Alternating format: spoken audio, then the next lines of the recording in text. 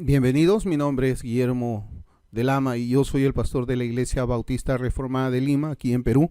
Y en esta oportunidad yo quiero compartirles sobre el cristiano, el gobierno y la batalla cultural. Todos vemos preocupados lo que está sucediendo en el mundo, observamos un declive moral que parece no detenerse y que seguramente pronto tocaremos fondo como sociedad, hasta llegar al nivel moral de las ciudades de Sodoma y Gomorra, como están escritas en las Sagradas Escrituras. Y yo digo esto porque hace poco fue el estreno de una película dirigida a una audiencia infantil donde los actores, representados por caricaturas, exhibían en la pantalla gigante una relación homosexual con el propósito del avance de la agenda que persigue el adoctrinamiento sexual a los niños. Esta agenda ha hecho de nuestros hijos sus presas. No solamente quieren llenarlos de ideologías perversas en las escuelas, también en los cines, en la televisión, en las redes sociales. Estos malvados vienen con todo y no tienen misericordia. Y yo me preguntaba si es que había alguna manera de detenerlos en este avance perverso en el que ellos están actuando. Como cristiano, he visto una tendencia hacia un activismo político dentro de las iglesias. Pareciera que la esperanza se está poniendo en un gobierno que proteja a nuestros hijos de toda esta perversión. Yo creo que sería correcto que el gobierno dicte leyes que vayan según los preceptos de Dios, como la defensa de la vida de los bebitos, pero no creo que el gobierno sea la solución al problema, y esto lo digo desde una perspectiva bíblica. Yo he escuchado diversas interpretaciones que los creyentes hacen del texto de Romanos 13 en cuanto a las autoridades que han sido establecidas por Dios. Y aquí es donde quiero hablar unos segundos acerca de los gobernantes de la tierra. El versículo 1 dice: debemos someternos a las autoridades superiores porque ellas han sido establecidas por Dios. Pero el versículo 4 dice que ellas sirven a Dios como vengadores para castigar al que hace lo malo. El problema es que en la realidad vemos a nuestros gobernantes aprobando todo lo que es malo y aborrecible para Dios. Entonces no podemos decir que quienes aprueban el aborto, promueven la sexualización de los niños en las escuelas, defienden el feminismo que busca destruir el patriarcado.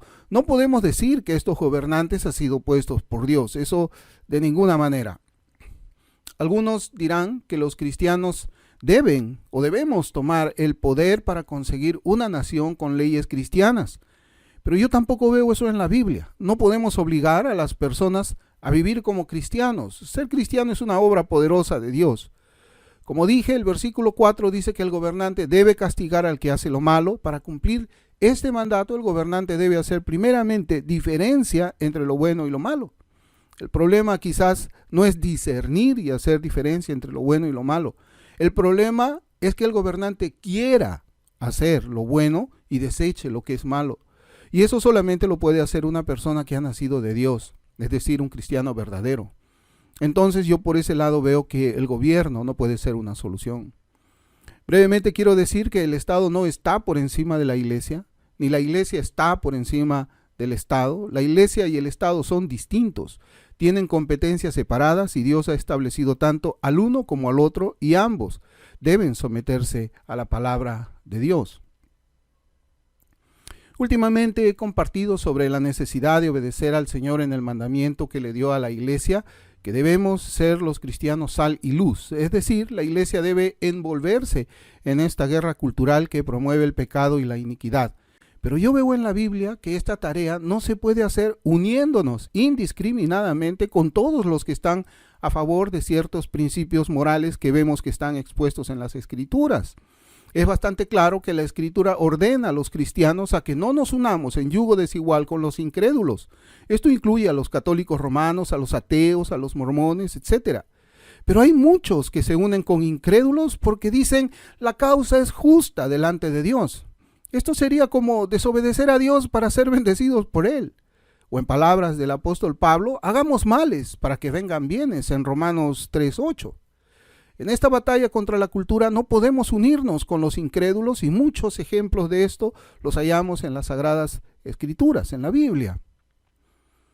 Pero por otro lado, yo también veía la dificultad en que la iglesia evangélica se una, toda ella, como un solo hombre para luchar esta guerra cultural. desde que existen algunos profesantes que no afirman la pena de muerte para ningún criminal, o que también están en contra de la legítima defensa cuando nuestras vidas o la de nuestras familias se ven en peligro, desde que existen profesantes que abrazan el falso evangelio de la justicia social y desde que existen cristianos que apoyan a candidatos presidenciales que tienen una agenda abortista, todo eso hace que sea imposible una unidad como cuerpo evangélico para enfrentar esta guerra cultural. De la misma manera debemos reconocer que para esta batalla contra la cultura es necesaria una preparación bíblica, teológica y filosófica. Y en un mundo evangelical donde estas tres disciplinas han sido descuidadas, hace también imposible una unidad para una buena batalla contra la cultura, sin mencionar aquí una especie de idolatría a ciertos pastores nuevos calvinistas famosos que han abrazado el falso evangelio de la justicia social y que han contribuido a la destrucción de, por ejemplo, la Convención Bautista del Sur. Estos profesantes jamás lucharían contra las apostasías de aquellos pastores famosos y eso hace imposible también una unidad. La historia nos demuestra que quienes defendieron eficazmente la fe cristiana en el pasado han sido hombres levantados y preparados por Dios. Fueron hombres que comenzaron estudiando profundamente las Sagradas Escrituras y tenían además una cosa en común: ellos eran reformados confesionales. No eran hombres que consideraban al cristianismo como una etiqueta o como un juego. Ellos eran hombres transformados verdaderamente por la gracia salvadora de nuestro buen Dios. En resumen, creo que este es el desafío para la iglesia evangélica de nuestro tiempo. Para enfrentar esta batalla cultural se necesitan hombres que no pongan su confianza en el gobierno.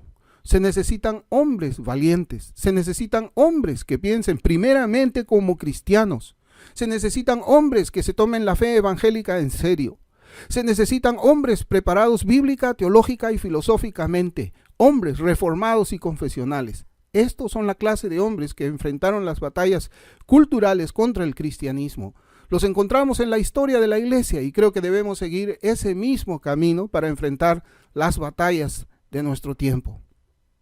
Gracias por su atención a este corto programa y que el Señor nos bendiga a todos con su ayuda para poder enfrentar esta gran batalla cultural que tenemos por delante como cristianos.